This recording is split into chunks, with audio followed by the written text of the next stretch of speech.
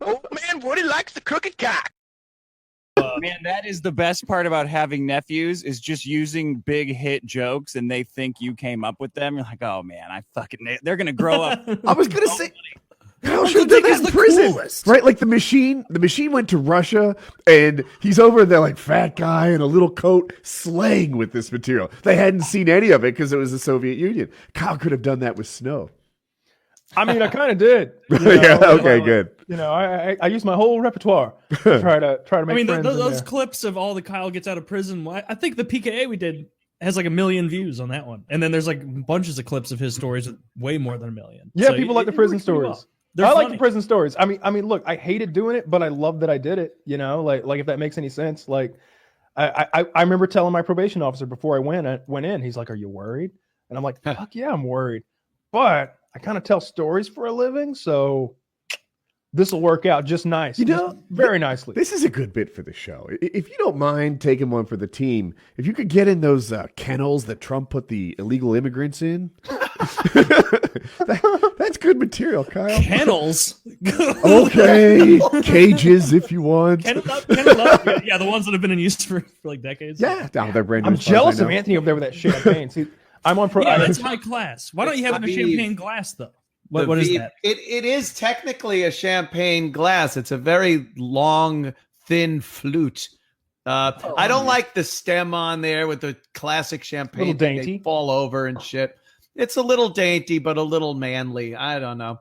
I would be happy about that. Glass. No, he would definitely call me the F word and say I had pissy eyes. I've got what a mean-spirited thing for a father to say. Shut up, pissy eyes. Pissy Jesus. eyes. I've got 2 years of probation, so I can't drink, and I would have done another 2 months if I could have traded it for a year of probation. Yeah, that seems unfair. Wow. Like alcohol's legal. You should be able to have some beers or you don't like beer, you like vodka, but whatever you want. Tequila. Well, when you have a drug you like abuser, Dos Equis. you keep I like them Dos off Equis all with some the lime. drugs. I like a good red wine. If it's not I had to do dry. that I had to do that rehab stint after I had my legal wranglings.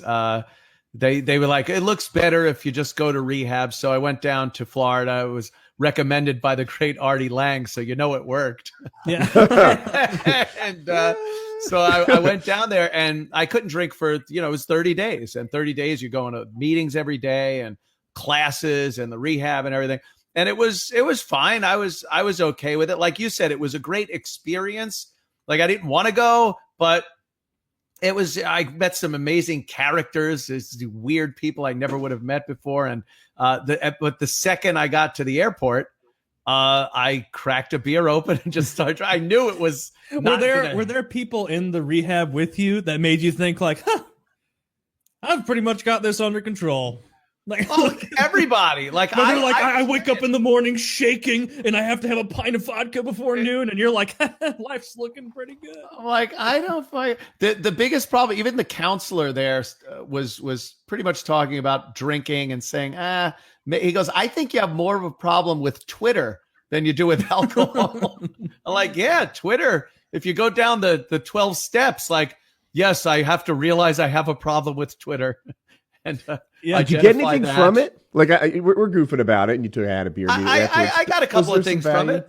Yeah, more like life things, like the whole, don't take anything for granted, really, and don't. I kind of one thing. It sounds so hokey, but it's like live your days instead of counting them, kind of a thing. You don't want to just sit there and check off days on a calendar.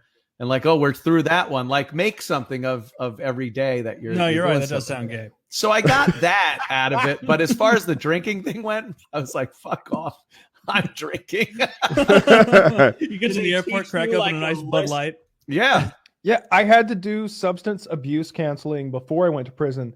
And I was so thankful that the lady, the psychiatrist or whatever, I was like, yeah, I would, smoke weed like every day, but not all day. I just like smoking joints and getting high. And she's like, well, it is a good time.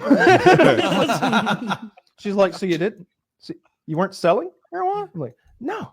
Why would I want to Mr. sell Myers, my I'm going to favorite level thing? with you. I'm a little blitzed right now. yeah. by the end of that counseling session, she was making some definite suggestions that I come hang out at her house. There was, I had the best psychiatrist ever. She was super understanding. More rape threats. Jesus. I think she might be involved in some kind of a three-way with her and her husband, is what it sounded like to me. What the fuck? Something I want to jump to is, I know that Kyle, Woody, and I have spoken a lot about the Corona thing going on in the country in the last couple months, and I follow my good friend Dick Masterson on Twitter, and he is of a totally different opinion on it. And so I want to drill deep on this, and Anthony, of course, as well. But I want to get everybody's Corona takes. No, you're not the bad guy. Maybe do it. Maybe you'll win me over. Maybe you'll win us over, because you're on the. What'd you say? I saw your tweet where you're like, "Oh no, have the PKA guys been simping for grandma?" Is that what you guys are doing? Which is apparently how Dick says you guys are in love with your grandma that you want to shut down the economy. Is that what it is? You know what? Speaking of alcohol. I before this, I thought I had a problem with alcohol. Now that I can't leave the house, I realize that I had no problem with alcohol at all, because now I can't get up without a drink in my hand. The amount of drinking that I have to do to get, I looked at the clock one day without a drink, and I swear to God, the hand started moving backwards. It doesn't, the time will not pass unless I'm drinking now. It's driving me fucking insane. I am not going to make it. Whenever Trump is telling the governors they can open up again, I'm not going to make it there. Or at least I'll be another man. Can you order alcohol to your house? Yeah, I think we can. I don't know, but if there's an option to go out and get it, I'll climb over dead grandmas to do anything outside. My liquor store has a walk-up window now. They actually installed a legitimate, not a half-assed kind of jury-rigged thing. They installed a walk-up window in the front of the liquor store. You ring a bell with your elbow or whatever. They come to the window. You're stepped about. You put in your order, and they give you the liquor through a window. It's magical. Well, I can say in the great state of Missouri, drive-through ammo, liquor, and fireworks stores are still open. Here too. In Kentucky, they have this thing called the liquor barn. It's literally a barn that has one of those huge roll-up garage doors on the front and the back. So you drive through the liquor store, not like McDonald's. Like it's an auto shop. McDonald's has a drive-by. McDonald's has a drive-by. Right. You drive next to the building.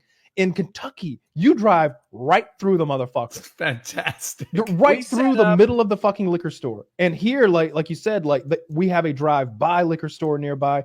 I drove past it the other day, and I noticed they added a second drive-by window made out of plywood on the side where they did. I guess there was just a little door, so they just propped the door open, built a plywood little window. They know what people are clamoring for. Oh, and yeah, it's like booze. You're sitting like so many people in quarantine now. It's like, I need a couple beers to get through another Netflix series, like something to kill my time. Like, I'm going to drive through and get some Bud Light. Yeah, ice is now a mixer to me. That's how bad the quarantine is. We set up drive-through being accosted by homeless people in LA, because that's a big part of our daily life. They had to wipe them all off the streets. So now you just drive. It's part of your culture. Yeah, you drive through now and they run up. They're like, "Hey, man, can I get it?" I'm like, fuck off. Get out of here. I got to go home. That's really nice that homeless people in LA ask and don't just like break your window and assault you like St. Louis homeless. Priorities. Kyle will tell you, it's a very strict different code of etiquette with these people. Hey, yeah. I'm in the real hot zone here of New York, though. Like, we are. I don't know. I guess in every state it's kind of crazy, but there is a level of insanity here in New York that is beyond anything I've seen. And people are going a little bit nuts. Like I said earlier, before the show started, actually, it's kind of exciting and thrilling at first because people live pretty mundane lives. I mean, you have a schedule, and I think people like when you see on the news that a blizzard's coming. And you're like, oh, blizzard, and everyone talks about it and they batten down the hatches. They like that. I don't care what anyone says. They enjoy the adventure and excitement of something different. Novel. This is, literally novel. Yeah, it literally is. And this is one of those situations, but I don't think we've caught up to how serious it is at this point and how much it's changing things and will continue to change. I ended on that note. I love the That wordplay. was the best Very shit nice. I've ever heard.